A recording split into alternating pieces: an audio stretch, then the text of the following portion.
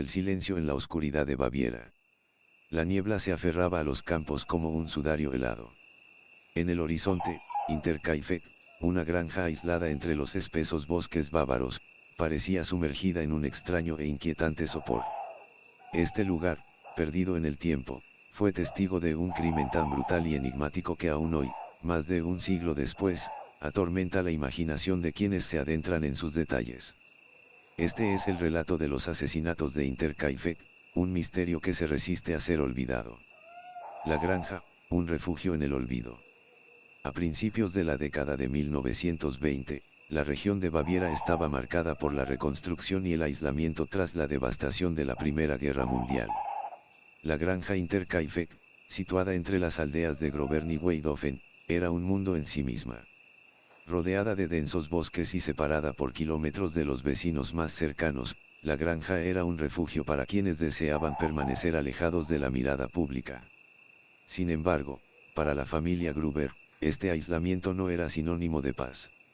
En lugar de ofrecerles consuelo, el entorno parecía amplificar las tensiones y los oscuros secretos que los rodeaban.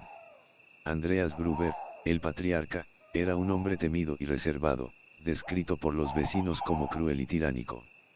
Sus ojos hundidos y su postura encorvada reflejaban una vida marcada por el trabajo duro y una dureza implacable hacia los demás, incluidos los miembros de su propia familia. Su esposa, Casilia, permanecía siempre en un segundo plano, sometida al carácter dominante de su marido. La hija del matrimonio, Victorie Gabriel, era una figura rodeada de rumores. Viuda a temprana edad, Victorie era conocida tanto por su devoción religiosa como por el escándalo que envolvía su relación con su padre. Se decía, en voz baja pero con insistencia, que Joseph, su hijo menor, era fruto de una relación incestuosa con Andreas.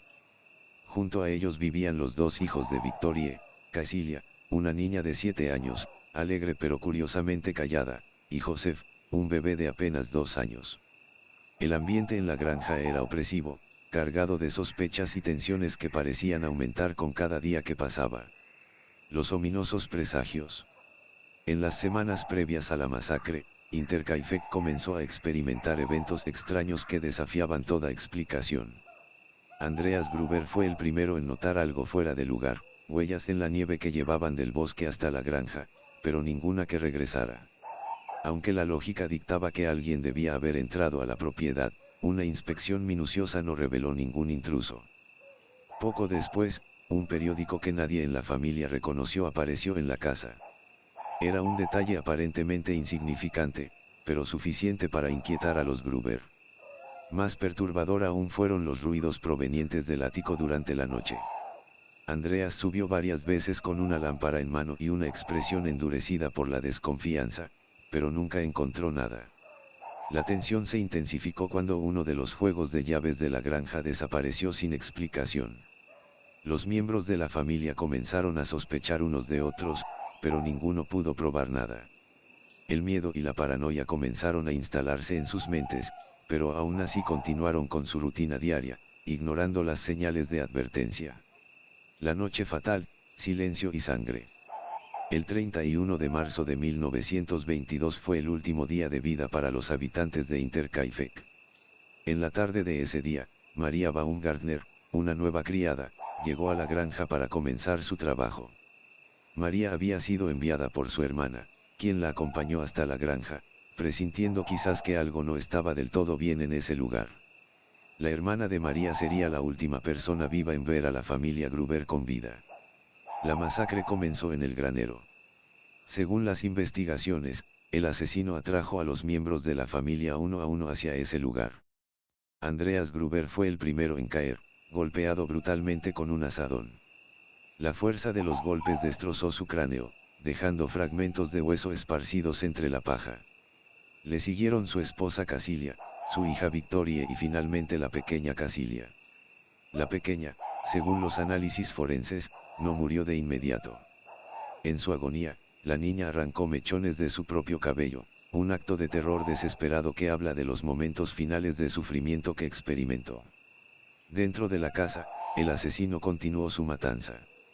Joseph fue asesinado en su cuna, su pequeño cuerpo aplastado por el arma del atacante. María Baumgartner fue la última en morir, golpeada en su dormitorio antes de que pudiera reaccionar. Un asesino que no se fue. Cuando los vecinos, preocupados por la ausencia prolongada de la familia, decidieron visitar la granja días después, encontraron una escena que desafiaba toda lógica. Los cuerpos estaban ocultos bajo montones de paja y ropa, como si el asesino hubiera intentado ocultar su crimen. Sin embargo, lo más desconcertante era el estado de la granja. Los animales estaban bien alimentados, la chimenea había estado encendida, y faltaban alimentos de la despensa. El asesino no solo había matado a los Gruber, sino que había permanecido en la granja durante días, viviendo entre los cadáveres. La investigación, pistas que se disuelven en la niebla. La policía de Múnich inició una investigación exhaustiva, pero las pistas se desvanecieron rápidamente. Los rumores señalaron a Lorenz Schlittenbauer, un vecino que había tenido una relación con Victorie y que, según algunos, actuó de manera extraña durante el descubrimiento de los cuerpos. Sin embargo, nunca se encontraron pruebas concluyentes en su contra. Otras teorías sugirieron la presencia de un intruso desconocido, alguien que podría haberse escondido en el ático durante días antes de cometer los crímenes. Los ruidos y los objetos extraños en la casa parecían apoyar esta idea, pero la identidad de este supuesto intruso nunca se determinó. La oscuridad que permanece. Interkaifeck fue demolida en 1923, y en su lugar se erigió un pequeño monumento en memoria de las víctimas. Sin embargo, el misterio nunca fue resuelto, y los ecos de esa noche fatídica aún resuenan en los corazones de quienes estudian el caso. El silencio de Interkaifeck no fue solo un silencio físico, sino un vacío que habla de la oscuridad inherente al alma humana. ¿Qué clase de odio, locura o desesperación podría haber llevado a alguien a cometer un acto tan monstruoso? El caso Interkaifeck sigue siendo un recordatorio de que, en los rincones más tranquilos y remotos, pueden ocultarse los horrores más inimaginables. Un misterio que perdura, un grito ahogado en el tiempo. Gracias por acompañarme en este inquietante viaje. Si disfrutaste el video, no olvides dejar tu like y suscribirte para más historias escalofriantes. Deja tus comentarios sobre este caso y comparte tus teorías. ¿Qué crees que sucedió realmente?